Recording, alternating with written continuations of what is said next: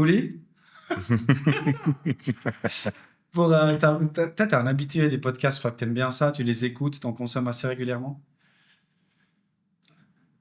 Régulièrement, à l'occasion, c'est vrai, j'aime bien. J'ai commencé à Québec l'année passée, là, j'ai été invité dans 2-3. Donc, Ouais, j'ai écouté ça. ouais, C'était cool. voilà, c'était vraiment cool. Mais avant cet été, non, j'étais pas. Ah ouais, ok. Ouais, ça a juste commencé cet été. Justement avec des potes un peu comme toi, mais au Québec, qui ont commencé ça. Puis, Trop bien. non, j'ai vraiment eu du plaisir. En fait, j'ai été surpris à quel point c'était cool, quoi. Ouais, et puis Poli qui est pas énormément foot, il a peut-être une petite expérience, si je me rappelle bien, il a été voir un match en Argentine. Ah, Ouais, même incroyable. deux matchs. J'étais allé voir River Plate, Ouais, puis Boca Juniors aussi. ouais. Ouais, Tu m'as dit que c'était exceptionnel comme. c'est exceptionnel, ouais. T'as une préférence entre les deux? L'ambiance, l'équipe? Ben, je pense que le stade à Boca, Boca Juniors, c'était quelque chose dans le ghetto, entre guillemets. C'était vraiment intense, là. Les fans, c'était fou, là. Ça J'ai chantait. vraiment aimé, ouais. C'était du vrai foot, quoi, pas comme. C'est du vrai Arsenal. foot, puis la section visiteurs avec les barbelés, puis ça s'insulte. Genre, s'il n'y a pas de barbelés, ça se tue, quoi, là. C'est fou, là-bas, là. C'est des choses que t'as vues au hockey aussi en termes de supporters ou Non, c'est la première fois que je voyais ça. Là, c'était vraiment intense. Puis attendre une demi-heure après, quand tout était fini, pour que les fans visiteurs partent, sinon ça part en couille. on lui proposera une fois le derby de Belgrade? Ouais, c'est une bonne idée ça. Partez au basket. Ouais, j'aimerais ça, vous êtes allé? Moi non, Non. lui c'est. Moi, j'ai ramené des amis. J'ai vu des vidéos, là, ça chante, ça te tout, là. Ah, c'est terrible. Si on parle de toi, t'es un fan de sport, tu t'en consommes, t'en regardes à la télé, Je suis pas beaucoup de télé, mais j'aime ça jouer des sports, tennis, mettons l'été, le tennis, golf, pickleball, c'est pas très populaire ici. J'aime ces sports-là, mais sinon, tous les sports, j'aime bien. Puis comment t'es arrivé dans le hockey quand t'étais tout petit, sport familial? Naturellement, avec la famille au Canada, t'es quasiment obligé de porter les patins, mais j'ai vraiment tombé en amour, hein, avec le sport. T'avais une équipe favorite quand t'as grandi? C'est drôle que tu dises ça parce que la plupart des gens, mettons au Québec, c'est les Canadiens. Mais moi, ben, c'était les Nordiques, mais ils sont partis après. Juste pour faire le contraire, j'étais pour les Sénateurs quelques années. Ah, ok. Ottawa, ouais, parce que c'était pas les Canadiens, quoi. Mais je te dirais maintenant, j'aime bien les Canadiens. Ouais, ok. Mon père, c'est un grand fan des Canadiens. Il écoute les matchs régulièrement. Trop bien. Ouais. D'ailleurs, j'ai une magnifique question pour Sacha. La capitale du Canada, c'est? Oh putain, tu vas m'afficher maintenant. C'est Montréal. Non. On vient de le dire, t'avais Quel? une chance sur deux. C'est quoi l'autre? Ottawa. Ottawa, putain. Désolé. Alors que le capital, c'est mon truc, hein, mais là, Ouais. là vous m'avez. Tu l'as préparé. Oui. Ça, je vais préparer une prochaine pour toi, le prochain podcast. Ouais, magnifique.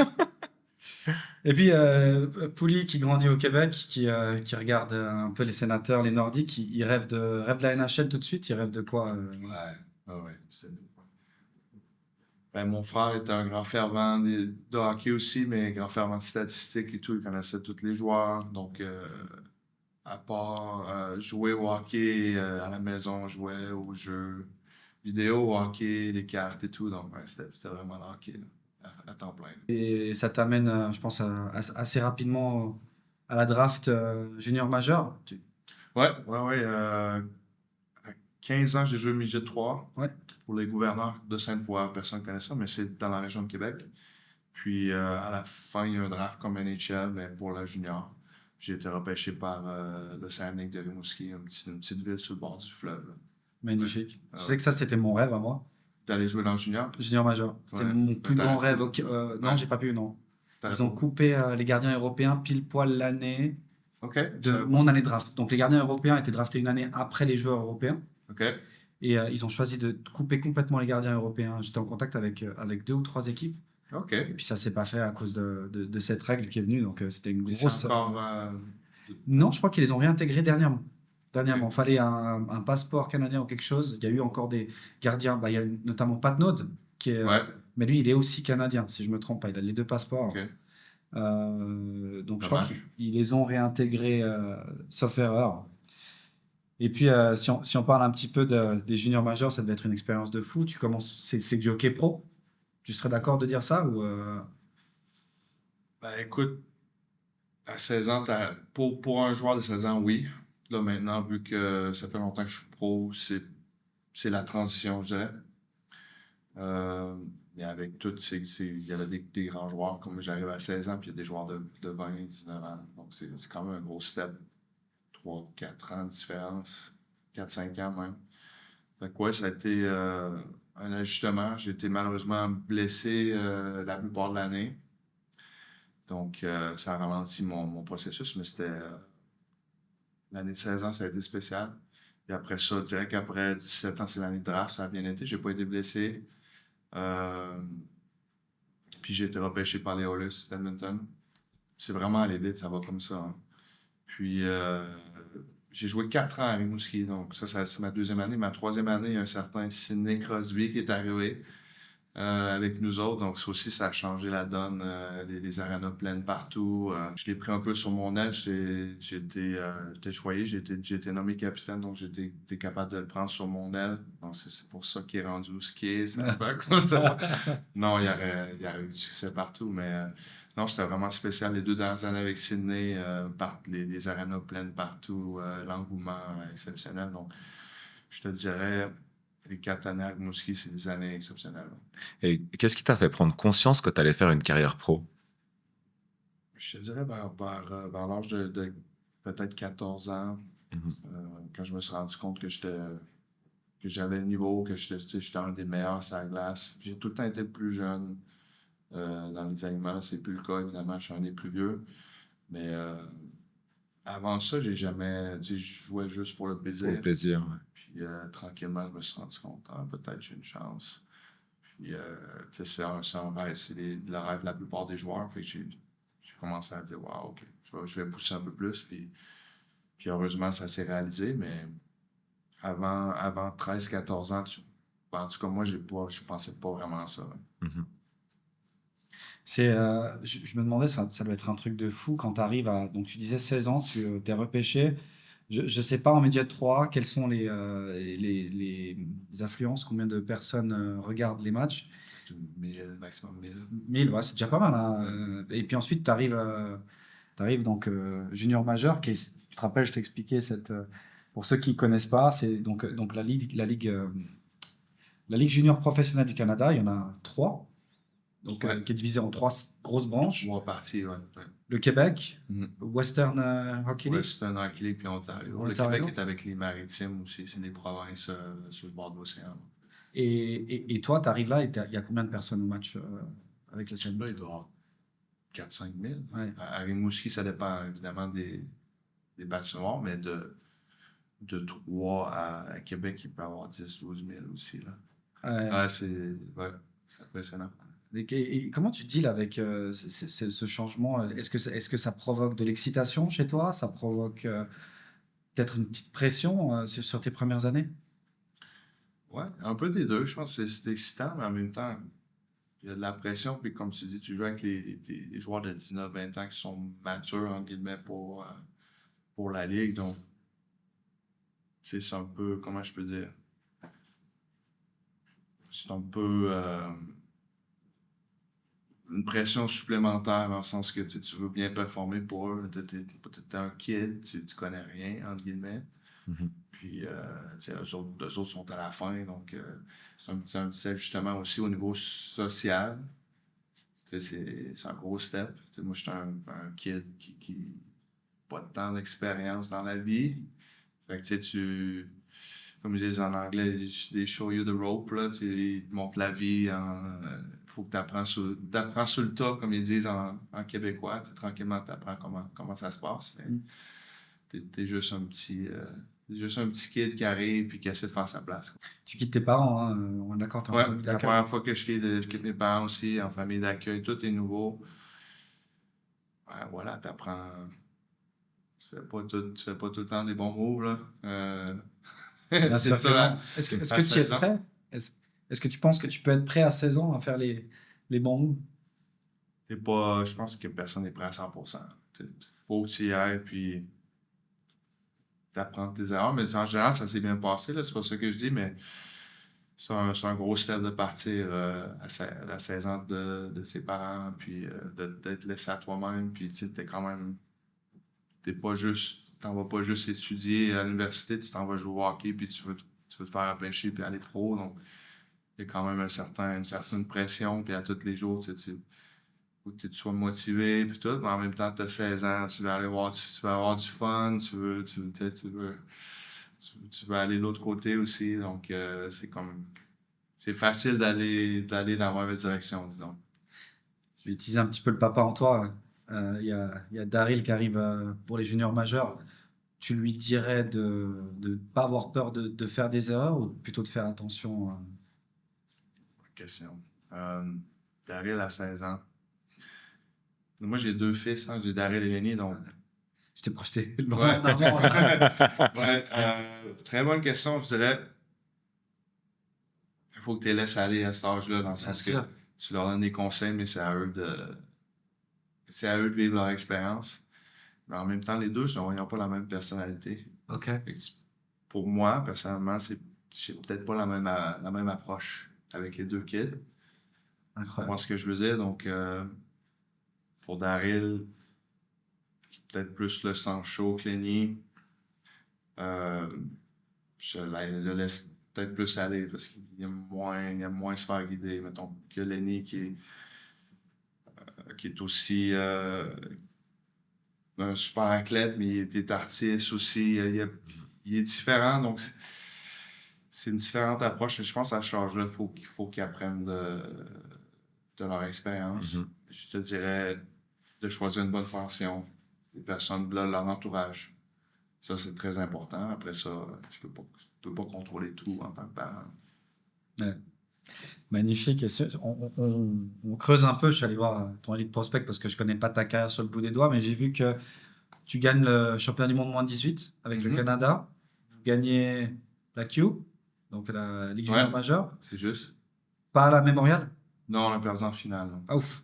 Ouais. Comment c'était tout ça? Tu peux nous raconter ces premiers gros succès Ben, le championnat du monde, c'est en Russie. C'est exceptionnel. Ça, c'était mon année de draft, donc c'est sûr que ça m'a aidé pour monter d'échelon. Puis la Coupe Mémoriale, c'est l'année d'après. Puis c'était l'année du lockout aussi, donc il n'y avait pas d'NHL. Puis il y avait Sidney Crosby, il y avait plein d'autres bons joueurs. Corey Perry qui était à London. London, il y avait un club Lacté. On a perdu contre en finale. Donc l'attention médiatique était énorme, là. C'était quelque chose. Donc c'était aussi à London, c'est direct à la maison. Donc non, c'était vraiment une belle expérience. Malheureusement, on a perdu, mais je pense qu'ils ont eu 11 ou 12 joueurs qui ont joué dans la NHL après, là. Donc, il y avait vraiment un club pacté. Mais non, c'était génial. Je m'en souviens comme c'était hier. Ça fait 22 ans de ça, peut-être. incroyable. Quand j'avais 19 ans. Et quand tu parles de tension médiatique, toi, tu gérais comment ça à l'époque, quand tu étais jeune? C'est une bonne question. Mine de rien, quand je suis allé dans les camps d'équipe Canada, ils ont, sans dire des cours, ils ont porté attention. On a eu quelques cours ou un peu de temps pour gérer les médias, comment parler et tout. Puis je te dirais que ça m'a aidé un peu. Donc, j'étais pas. C'est sûr que mon anglais n'était pas aussi bon que maintenant. Parce que quand tu es à Londres, évidemment, tout est en anglais. Donc, après tous les matchs et tout, tu as des entrevues. Mhm. Puis, non, mais t'es tellement excité, là, t'es à ça de gagner tout, donc je me souviens pas des questions ou quoi que ce soit, mais je pense que ça s'est bien passé, puis alors c'est des choses inoubliables, surtout comme je te dis avec Sydney, puis sans la NHL, c'était comme si on était des joueurs NHL, là. C'était exceptionnel. Puis tu gagnes un prix. J'ai vu Sportsmanship. Ouais. Ouais. Exact. Je sais pas exactement ce que ça veut dire, mais non, j'ai eu un bon tournoi, puis j'ai pas pris beaucoup de pénalités, donc je pense. C'est ça. Ouais. Moi, je trouve que tu l'as mérité. T'es une belle personne. En Ouais, tout cas, merci.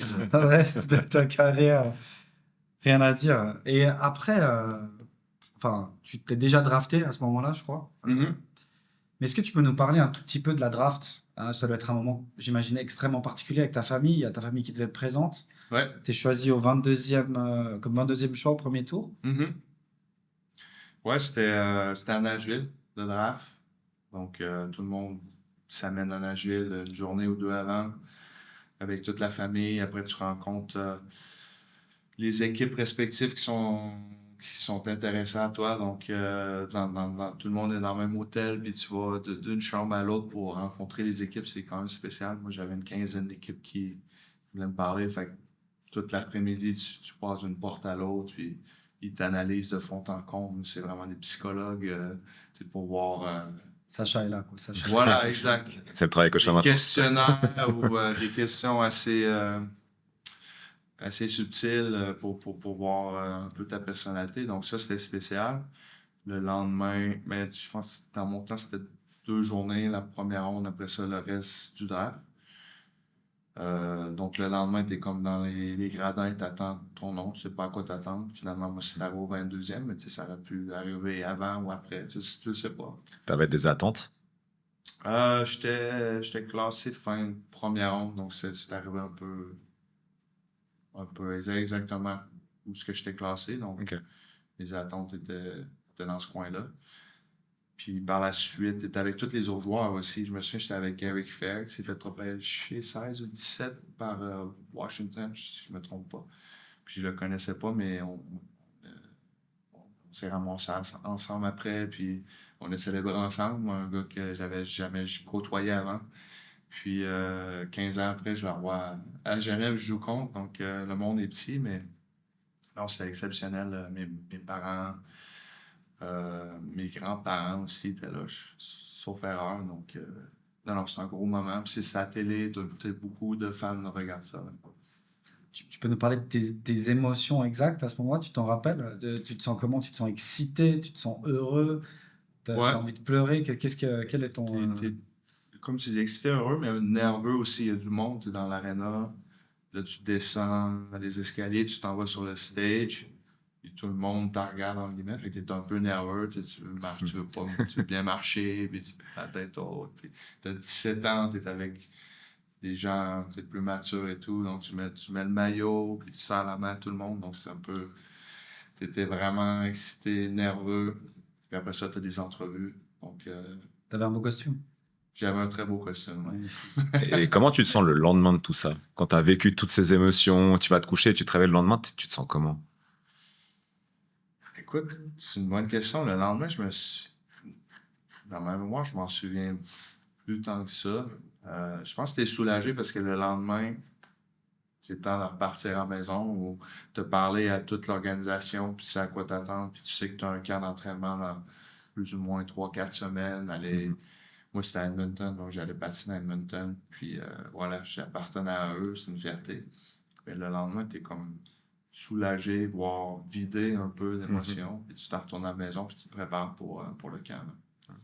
C'est intéressant. Tu veux rebondir sur ce vider d'émotions après une émotion si forte, peut-être? Bah, j'imagine, enfin, tu contiens tellement de choses. Tu disais, tu as le trac, le stress, puis les bonnes émotions qui arrivent, et puis au bout d'un moment, tu as la décision qui tombe, et tu sais, comme Ouais. si tu as, presque les bras qui t'en tombent. Enfin, c'est intéressant. C'est pour ça que je posais la question le lendemain, parce que souvent, quand tu as des périodes de stress assez intenses, après, tu as comme si tu pesais 15 kilos de moins, et puis généralement, c'est là aussi on chope un peu les virus, tu sais, parce que tu as les anticorps aussi qui diminuent. C'est pour ça que je voulais savoir un petit peu comment toi, ça se passait le lendemain après des moments chargés d'émotions comme ça, comme après une finale. Enfin, voilà, vous avez pu le vivre aussi, donc... On peut en ok. reparler.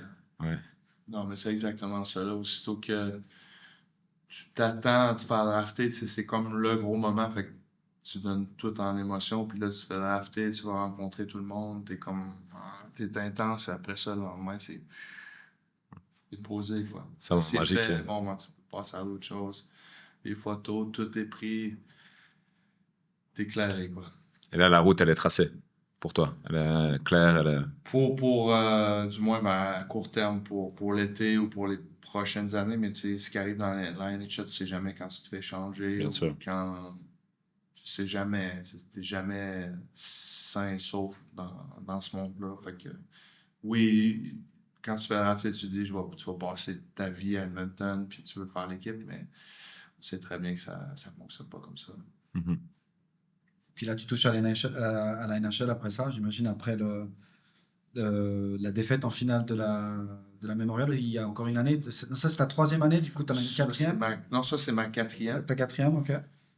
Puis l'année d'après, j'ai commencé mes premiers pas professionnels. J'ai fait la majorité de la saison en Ligue américaine, qui est le club école.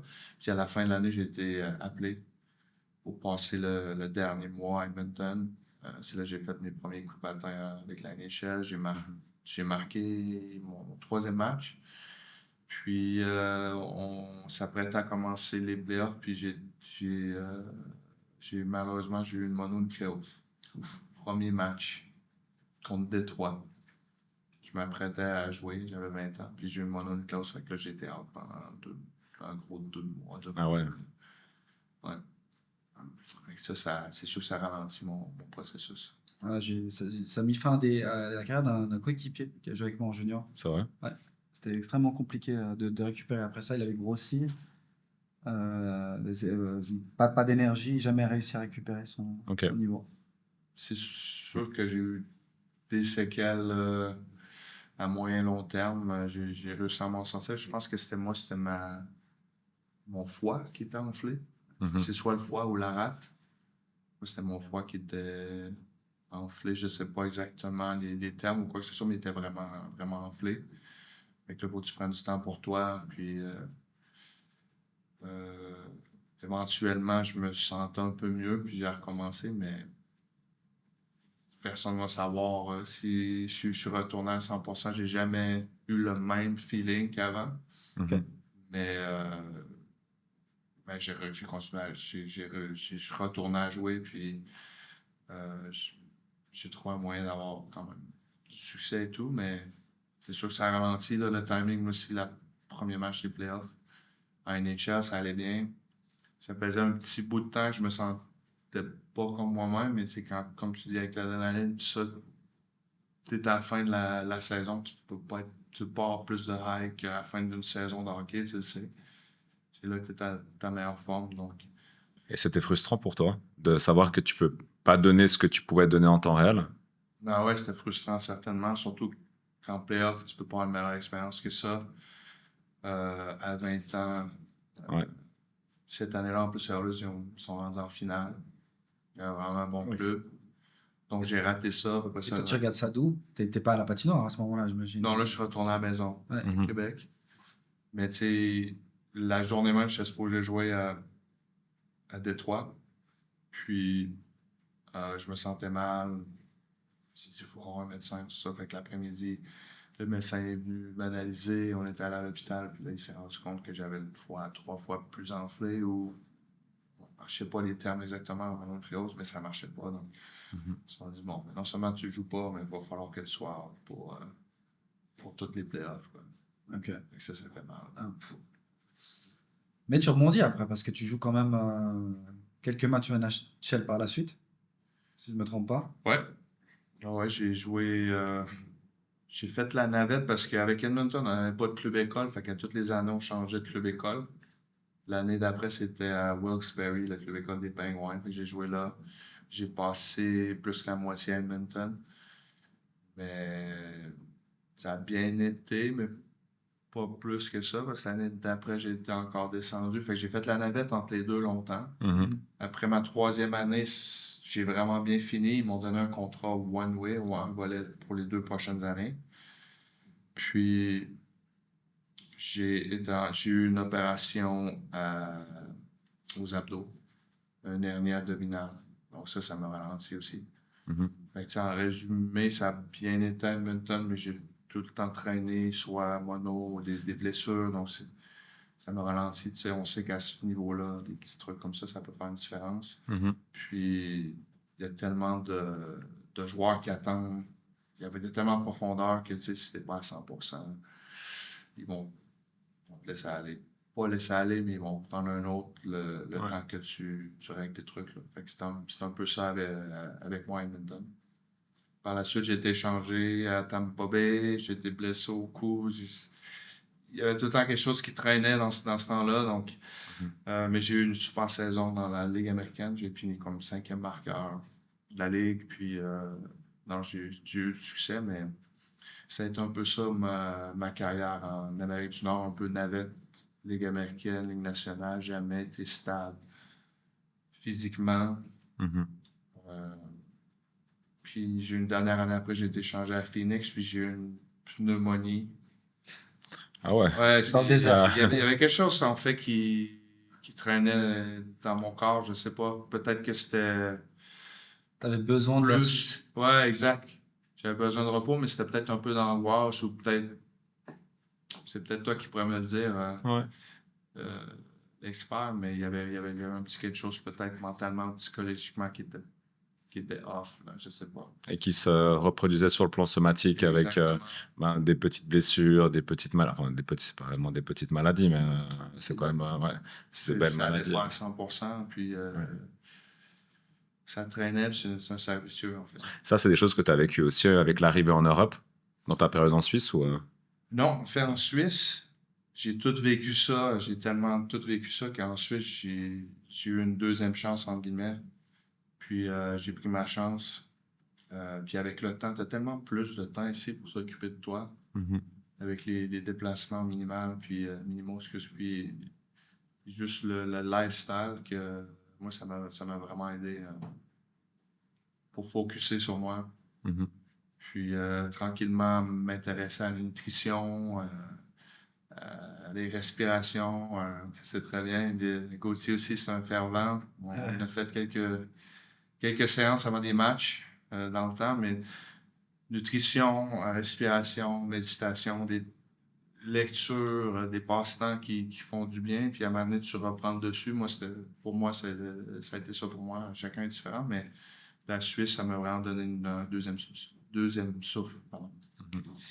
Pour clore la page Canada, la première, j'ai envie de dire, le premier énorme chapitre de ta vie avant Ouais. d'attaquer ta deuxième nationalité dont on va parler.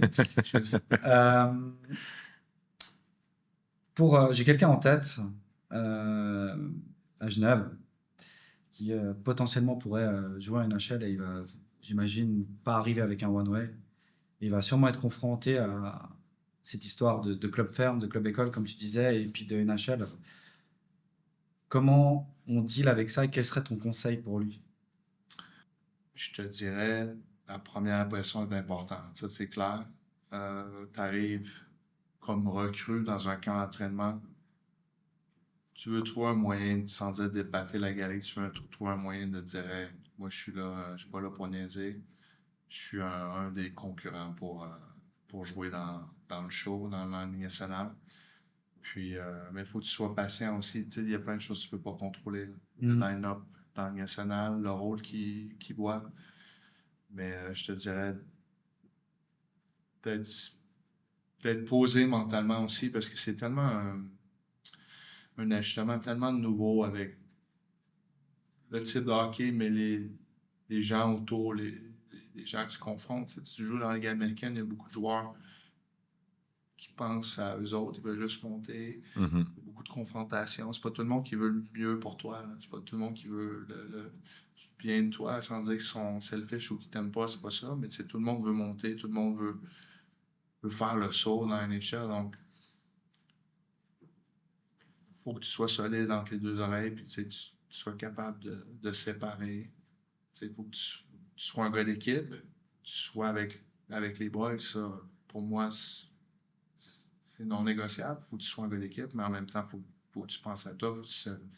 Sans dire selfish, il faut que tu fasses ce que tu as à faire pour monter. Ouais, bien sûr. Magnifique. Et tu arrives à bien? Ouais, là, je suis rendu quoi, à 27 ans déjà.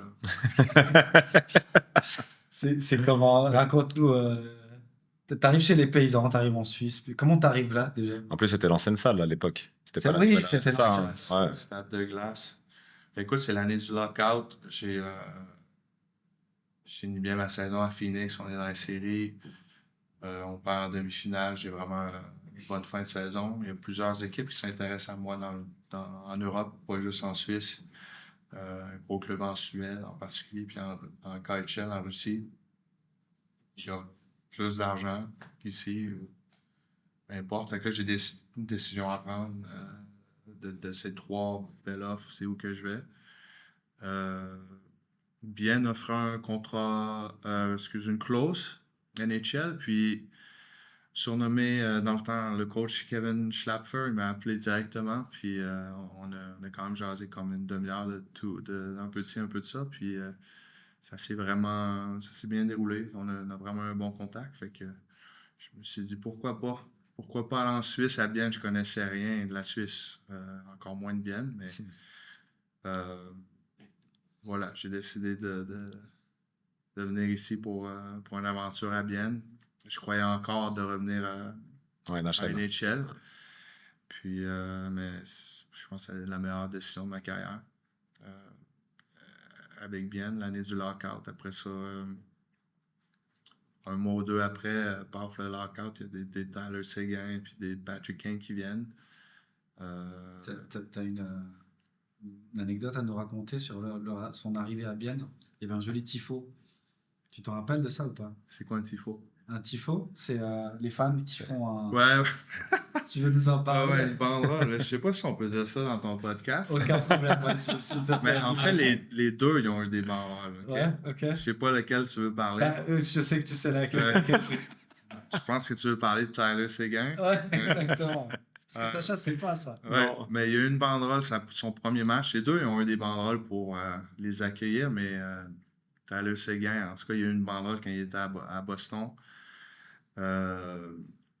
Il y avait deux, trois filles avec l'écriture, c'était marqué Tyler, we love you, we suck your dick in high school, quelque chose comme ça. Fait qu'ils ont marqué la même chose à Vienne juste pour rigoler. Là. Je sais pas si c'est vrai, mais.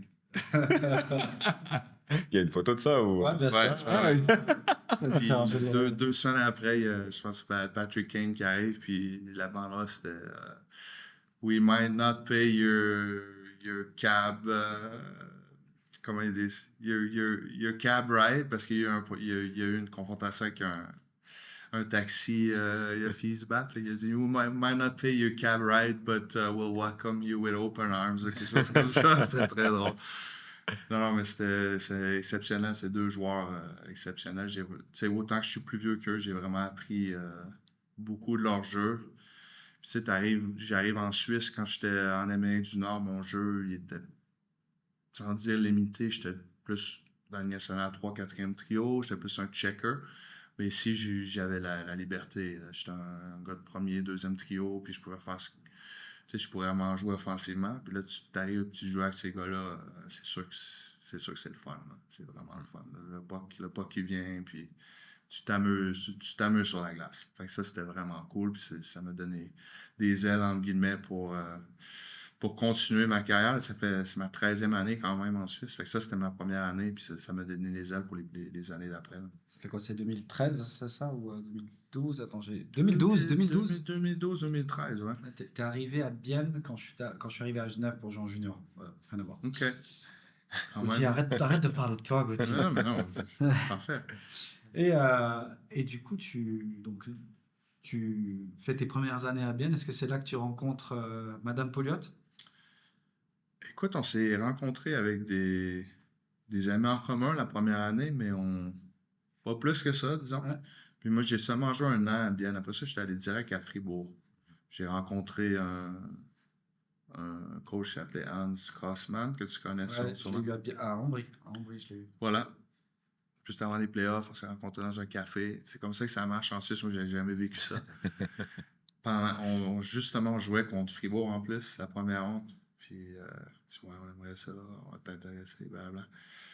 Fait que finalement, pendant la première ronde, j'ai signé à Fribourg. Tu vois pas ça, comme je te dis, en Amérique. Mais j'ai joué 3 ans au total à Fribourg après, pour Hans Kossmann. Puis je suis revenu à Bienne après, pour 5 ans. T'as une anecdote qui nous lie un petit peu, je crois, à Fribourg aussi. J'en ai plusieurs, mais Ah. je pense qu'il y en a une en particulier que tu veux parler ou quoi? C'est une histoire de patin. Les Ah, c'est patins la n'étaient pas fameuse. assez aiguisés. Non, pour faire une histoire courte, j'ai oublié mes patins un des matchs. Puis, tu sais, j'aurais pu prendre une paire de patins ailleurs. Mais moi, j'ai une jambe plus grande que l'autre, donc j'ai un lift. Puis, tu sais, c'est vraiment.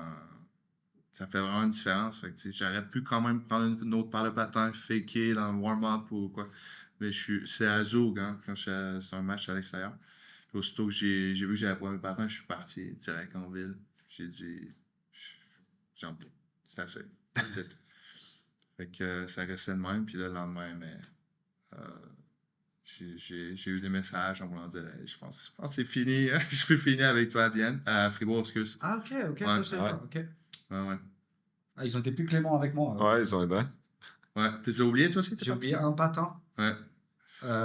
pour un match à Fribourg.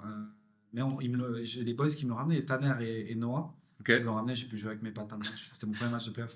Ça arrive souvent, ces histoires de patins ou... Mais honnêtement, ça arrive plus souvent que tu le penses, dans le C'est vrai? sens que, je te dirais, à chaque année, je te dirais, minimum une personne oublie ses patins. Puis, tu sais, je dirais pas de nom, là, mais à Genève, comme l'année passée, il y a 2 ans, mais eux autres, ils n'ont pas des lifts, ils n'ont pas une jambe plus grande que l'autre. Mhm. Puis, tu sais, je connais un joueur établi à Genève qui a joué avec une paire de patins beaucoup plus grande que lui tout le match. Puis, personne s'en est rendu compte. Chapeau. Ouais.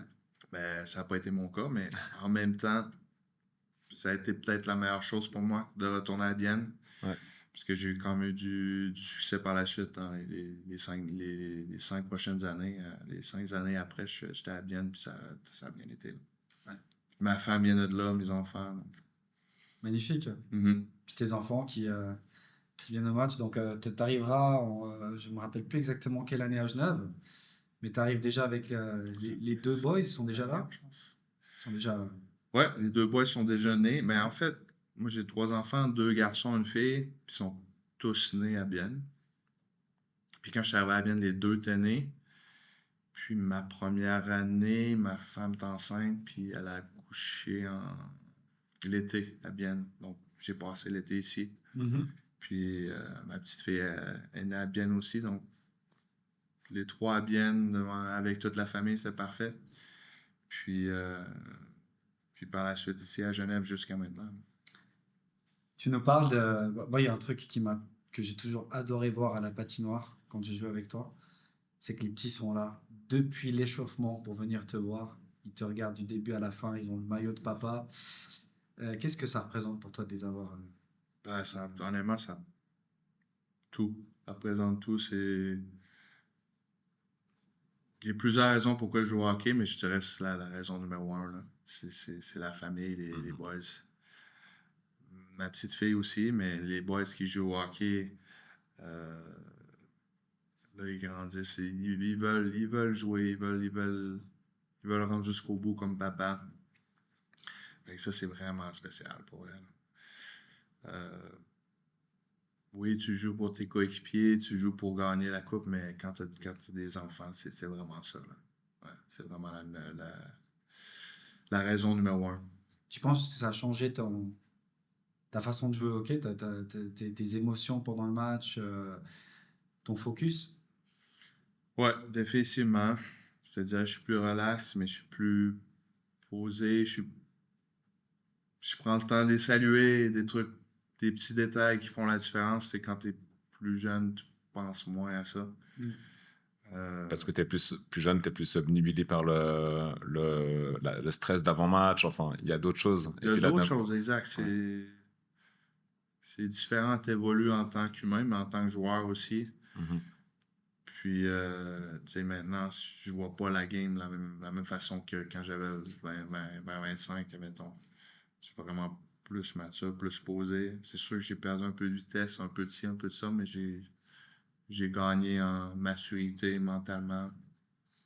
Puis, j'essaie de trouver un moyen d'avoir du succès, mais c'est pas la même game que quand j'avais 20-25, ça c'est sûr. Moi, j'en ai une. Gauthier, il est comment dans le vestiaire?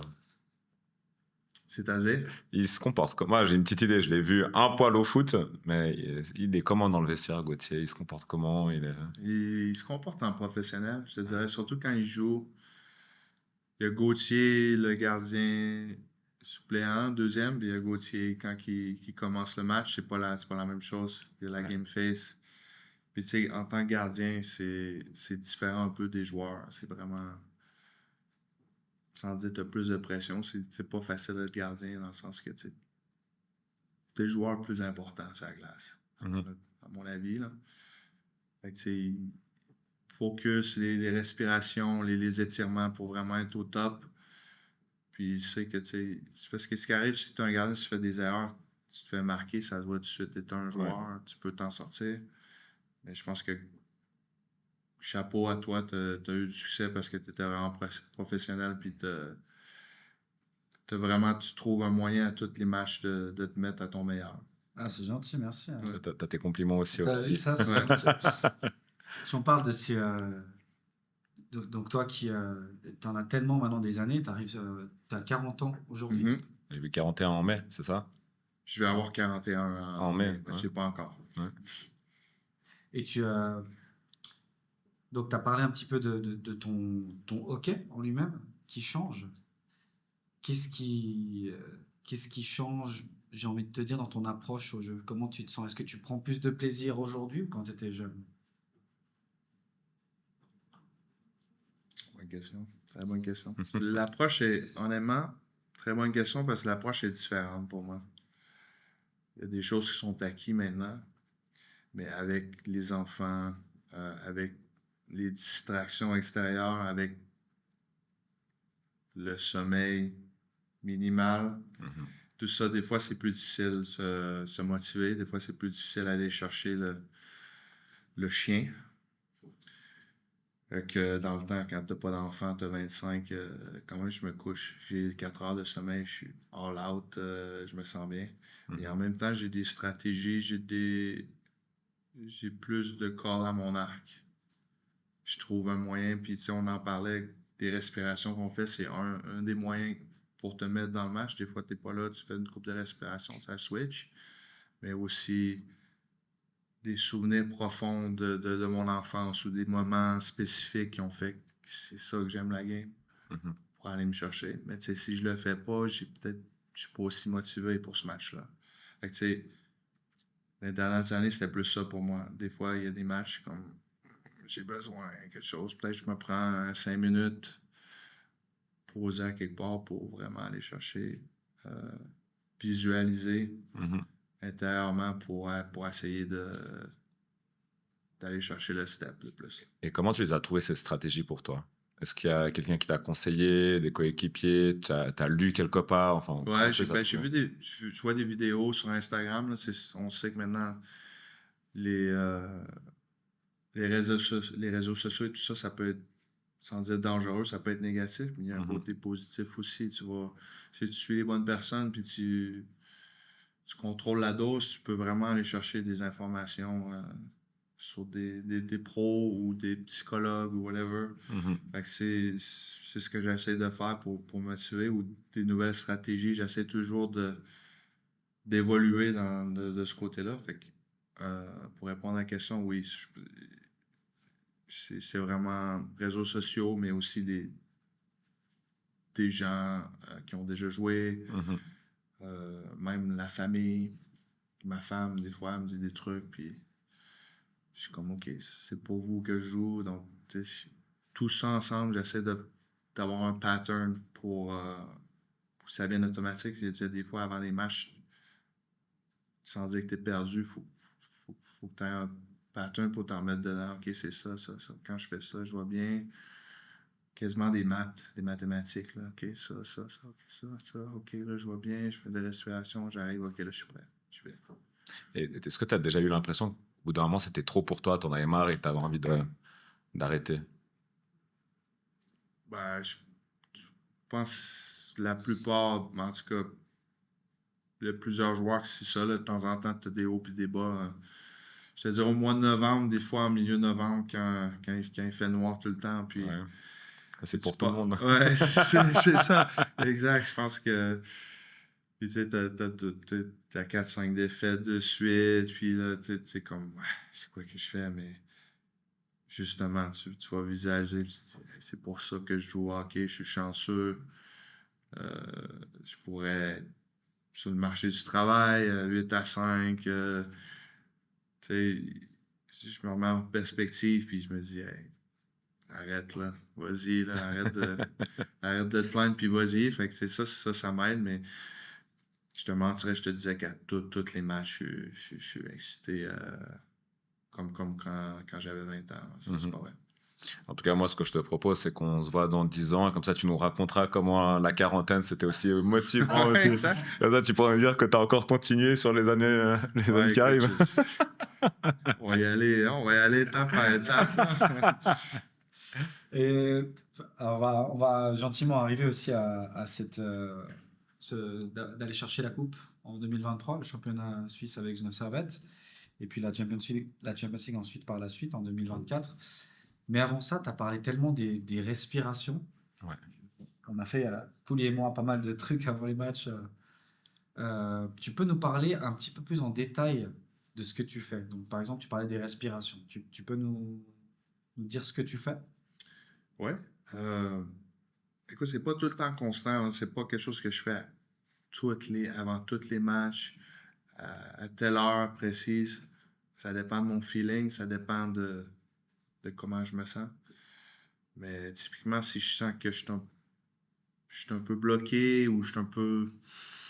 Ça marche pas, ça respire pas bien, je vais faire mon warm-up, puis je me trouve un coin tranquille. Euh, je- Ce que j'aime pas, c'est être dérangé ou ce qu'il y a plein de monde qui me voit. Ça, je suis pas relax là-dedans. Fait que je me trouve un coin tranquille que personne qui me voit ou presque personne. Ou pire des scénarios, je m'enferme aux toilettes. Là. Puis je fais 2-3 séances de respiration, de visualisation pour amener l'oxygène puis changer un peu. Puis c'est fou comment ça peut tout changer. Ça Donc, dépend des jours, mais c'est des respirations profondes que tu enchaînes au ouais, fur et à mesure. une trentaine de respirations. J'ai Gauthier, il sait, des in and out un peu à la Wim Hof, là, ceux qui connaissent le Iceman. Ça, Suivi ça nous est arrivé de prendre des douches congelées sur la gueule exact. à Davos. T'es monté, je sais pas si on était là le jour d'avant. Je me rappelle de la température de l'eau parce que donc on faisait ça, ces respirations. Glacial. Puis après on enchaînait ça direct avec la douche froide. Et Ça saisit. oh lolo, à Davos, je me rappelle qu'elle faisait mal tellement elle était froide. C'était Comme des peut-être à glaçons moins qui T'étais glacial. Puis tu sais, t'arrives, c'est pas vrai que tu dors toujours bien toutes les nuits ou tu te sens bien. Puis là, tu fais ça, tu fais des respirations, tu vas dans la douche glaciale, tu changes complètement de. T'es un homme nouveau, là. T'es comme. La dopamine, puis tout, là, c'est fou comment. C'est quasiment un miracle, là. Ça, je le conseille non seulement pour les sportifs, mais pour les gens pour tout le monde. C'est pas vrai que tout le monde se sent bien tous les jours. Mais ça, c'est comme un outil que tu peux te servir en cas extrême, en cas d'urgence, pour vraiment switcher le corps, le body, te rendre ça le câlin, parce que des fois, je sais pas, t'as pris une coupe de drink, t'as un café, puis là, t'es poigné ici, t'es assis. Tu sens que ça marche pas, mais faut que tu flushes, comme on dit. Puis moi, un truc qui m'a aussi beaucoup impressionné, tu as parlé de professionnel. Moi, un des trucs sur lesquels je t'ai toujours trouvé le plus professionnel, c'est tes compléments alimentaires. T'en prends toujours. Tu peux nous parler un petit peu de ce que t'aimes prendre. Je t'ai vu beaucoup dans le vestiaire. Alors, je sais pas exactement ce que c'est. Je te laisserai, toi, nous citer un petit peu les trucs qui font la différence. Ouais, ben, je te dirais, à toutes les années, ça change un peu. Mais cette année, le matin, souvent, je mange pas directement, ou peu, et je bois le plus possible, peut-être avec un peu de magnésium, des trucs comme ça. Puis à l'arena, je commence à m'entraîner dans la salle de force.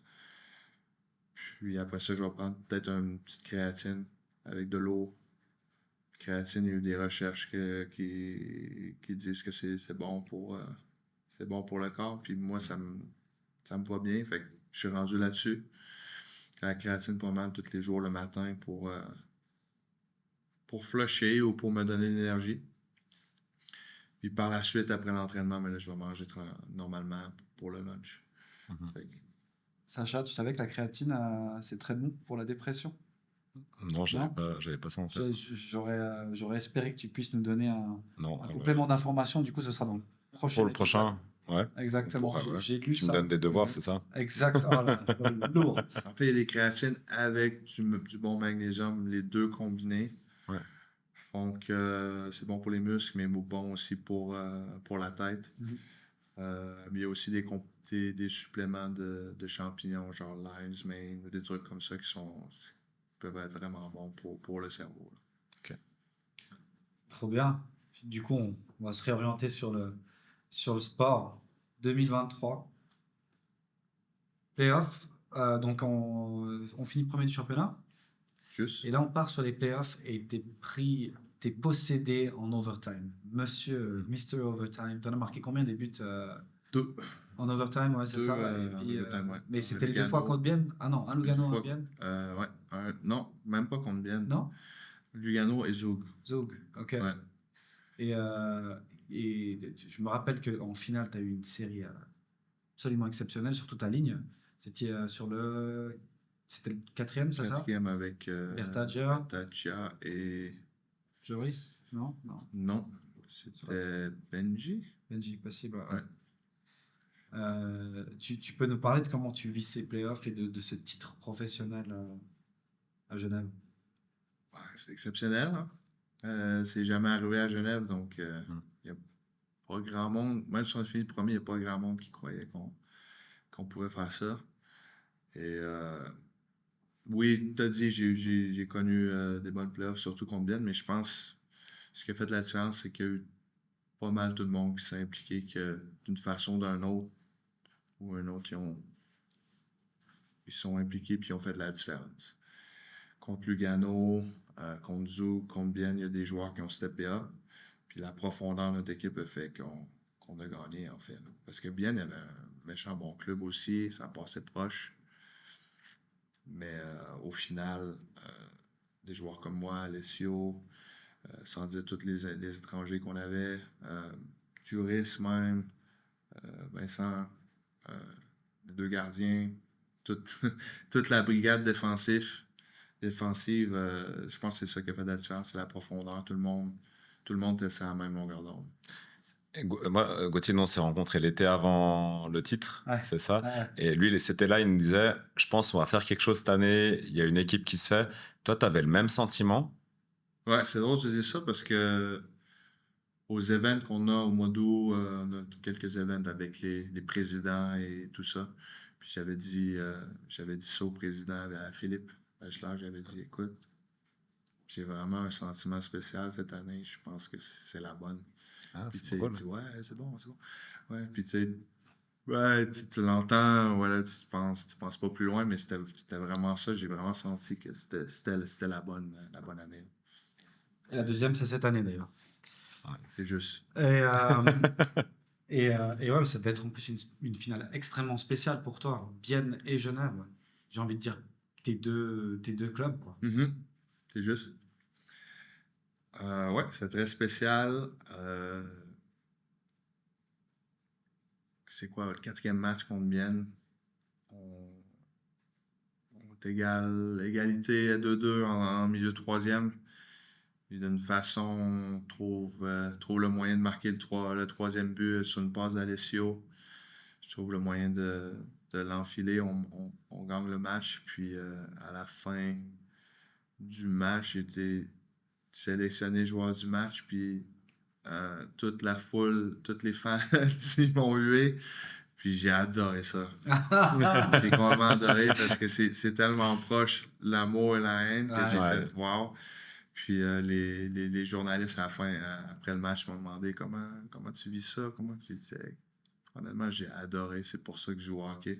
Puis je pense pas qu'ils s'attendaient à cette réponse-là, puis ça m'a encore plus motivé pour les matchs d'après. Là. Ensuite, il y a 2024, la Champions Hockey League, malgré une saison en demi-teinte. Comment tu... Alors, moi, je l'ai vécu depuis les gradins, complètement. Comment est-ce que toi, tu l'as vécu, cette saison qui était vraiment, en fait, à deux vitesses, En dents de Champions scie, League, ouais. et puis... Écoute, c'était épuisant dans le sens qu'avec la Champions League, les longs voyages, c'est dur d'être à fond dans les deux. On a trouvé un moyen d'être à fond dans la Champions League. On a battu des clubs, des super clubs. On a trouvé un moyen de gagner. Mais de l'autre côté, pendant la saison, on a trouvé un moyen de perdre. On perdait souvent. Donc, vraiment, c'était vraiment spécial. J'ai jamais vécu ça. Mais en bout de ligne, tu gagnes la Champions League, c'est de ça que tu te souviens. Oui, la saison qu'on a fait les pré-playoffs, on a été éliminé. C'était décevant, mais on se souvient de la Champions League plus que ça, quoi. Donc, ça a valu la peine en bout de ligne. On va presque un peu finir sur ce haut parce qu'on arrive sur Ouais. le bout du podcast. Moi, j'ai quelques fun facts parce que j'ai envie de faire rire Sacha. Pouli, dans son temps libre, qu'est-ce qu'il aime faire en dehors du hockey? Ouais, là, je suis avec 3 enfants, donc c'est beaucoup de temps avec les enfants, mais sinon, j'aime beaucoup la musique. Je suis un fervent de musique. Quand j'étais jeune, j'ai joué du piano beaucoup, mais ma tante c'était notre professeur de piano, donc toutes les semaines j'allais jouer. Quand j'étais jeune, j'aimais pas ça tant que ça, mais je suis très content de l'avoir fait parce que j'ai vraiment l'oreille, j'ai développé un son. Donc je suis vraiment un fervent de musique. Tu pourrais nous chanter un petit... J'ai pas dit chant, j'ai pas dit chant, j'ai dit la musique. C'est qui les gens, par Il exemple? y a le micro juste ici. Ouais. Donc, je te dirais la musique, mais sinon, je suis quand même assez simple. Maison, j'aime faire de la bonne bouffe. J'aime partager des beaux moments avec les amis, des histoires. Moi, c'est plus ça, moi, mes passe-temps. Et le golf? On te mettra en lien avec Jérémy. Ouais, ouais, exact. Ça, c'est l'été. Golf et tennis, je te dirais, c'est mes deux sports préférés. Golf, j'ai pas la chance de jouer autant que je veux parce que ça prend du temps. On ne se fera pas de cachette. Une ronde avec les déplacements, c'est quasiment une moitié de journée. Tandis que le tennis, en dedans de 2 heures, t'es clair, quoi. Donc, golf, tennis, pickleball, qui est pas très populaire ici. C'est comme un peu le paddle, mais T'es plutôt team Roger ou team Novak? Roger. Suisse. Ah, Roger. je sais pas, écoute, moi je suis suisse aussi. Hein, tu Non, non, non, non, commence pas. Commence Tu pas. vois, voilà. Commence pas. Ça, c'est Il y pas a- il y a- alliance. il y a encore autre chose C'est qui pas nous alliance distingue. avec ta femme. C'est pas vrai. Ah, mais serbe. Ouais, OK, ouais. Mais Ouais, les deux sont exceptionnels. On ne se fera pas cacher. Les trois avec Raphaël. Nadal. Ouais. Le tennis, j'adore jouer au tennis. C'est difficile de trouver un partenaire qui a le même horaire et qui a le même niveau. Fait que des étés, je joue plus, des étés, je joue moins. Mais je te dirais que c'est mes deux sports préférés, là. Ensuite, on parlait de permis de conduire. OK. Je l'ai pas perdu en passant. Pas encore. Non, non, toujours pas. Donc, Pouli, il arrive, t'arrives dans un aéroport, mince, ta voiture tombe en panne. Qu'est-ce que tu peux faire? Non, c'est correct. Mais pour répondre à la question, je pourrais quand même piloter un avion. Peut-être pas parfaitement. Mais je pourrais m'enligner dans un avion. Peut-être pas un Boeing, là, mais un Cessna ou un Piper. Je pourrais m'enligner puis partir en hypocrite. incroyable. L'avion, il tombe en panne. Tu dois le poser sur l'eau. Qu'est-ce que tu peux prendre? Que tu as aussi le droit de conduire. Tu m'as pas Bateau. fait le permis de bateau, c'est Je juste? suis en train de compléter ça, ouais. Je suis un aventurier, exactement. Incroyable. Ouais. Ou je mets les skis nautiques sur l'avion. Tu t'atterris direct sur l'eau. Donc l'après-hockey, ce sera avec National Geographic. Tu pourras tout faire. Ouais, moi, je suis un C'est la reconversion. Exact. citizen of the world. moi. Exactement. Ouais. Magnifique. Trop bien. Et puis on a je te laisse peut-être finir avec nos questions habituelles. Ouais. Si tu voulais voir quelqu'un à ta place pour ce podcast et puis écouter sa vie, comment il se représente le sport, tu t'aimerais écouter qui? Si on pouvait inviter quelqu'un après toi? Un athlète? Ouais, par exemple. Ben, Roger Federer, c'est sûr que ça serait Ouais. cool de l'avoir, mais sinon, je te dirais peut-être un Connor McDavid qui est hot en ce moment. Ça serait cool de voir lui, son parcours depuis sa jeunesse, son adolescence, comment il a fait pour monter en puissance de même parce que son Mhm. talent est exceptionnel. T'as quelqu'un d'atteignable pour nous ou, Euh, d'atypique? Quelqu'un que tu as rencontré dans ta carrière ou voilà. Qui t'a impressionné? Ouais. ben, il y a toi qui m'as Ouais. impressionné, OK? Voilà, deuxième. Autant sur la glace qu'en dehors, OK? Ah, c'est- Mais sinon, il y a plusieurs bons athlètes suisses qui sont impressionnants. Mhm. Tu sais, je disais tennis et golf, mais je suis un grand fervent du snowboard aussi. Moi, j'adore faire Ouais. depuis que je suis en Suisse, qui est le paradis.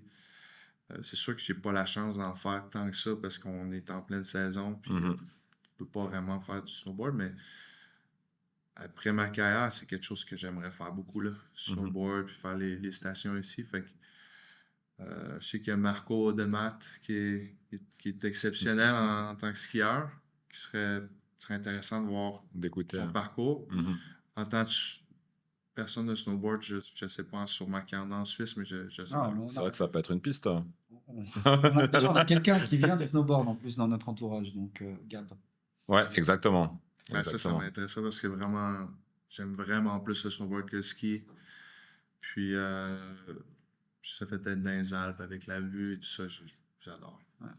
Et la dernière question, ça c'est là où on annonce les prochains invités, c'est ça? On va avoir les frères Miéville, donc Alain Miéville et Yves Miéville qui ont fait des Ouais. carrières T'as joué foot. avec un- Ok, ouais. J'ai joué contre. Il était à Bienne l'année avant que j'arrive. Et Ok. après ça, il était à Ambry. Donc, je le connais un petit peu, ouais. Si tu aimerais lui ou leur poser une question, tu aimerais demander quoi? Comme ça, ça nous donne aussi un petit fil conducteur. Ouais, écoute, comment qu'il a vécu son après-carrière? Était-tu prêt pour ça? Il est rendu où? Puis, ça s'est-tu bien déroulé comme ça? Ou il y a un petit moment, un petit lot, un petit peu... C'est quoi que je fais? C'est quoi? Parce que j'ai Ok. l'impression qu'après ta carrière, t'es pas nécessairement 100% prêt pour ça. Mhm. Puis, je serais juste curieux de savoir lui comment il a vécu ça. Comme il l'a géré. Ok, Mm. super. Ouais. Magnifique. Pouli, On est merci. Merci Ben, beaucoup. grand hein. merci à vous de l'invitation. C'est magnifique, un beau studio avec deux belles personnes. Ouais. Ouais. On dit souvent que notre objectif à terme, c'est de pouvoir filmer ça dans un endroit comme le Pickwick, Ouais. Ouais, qui ont fait Avec, avec une cold- petite mousse ou cold deux. call. Ah, Ouais. exactement. On aimerait Exactement. vraiment pouvoir. Et on aimerait que vous nous disiez en commentaire, est-ce que ça vous plairait de voir ce podcast dans une ambiance complètement détendue, encore moins professionnelle, avec une bière à la main. Ouais. On vous laissera réagir. Et puis, encore un énorme merci. Ouais, merci Avec beaucoup. grand plaisir. Voilà. Super.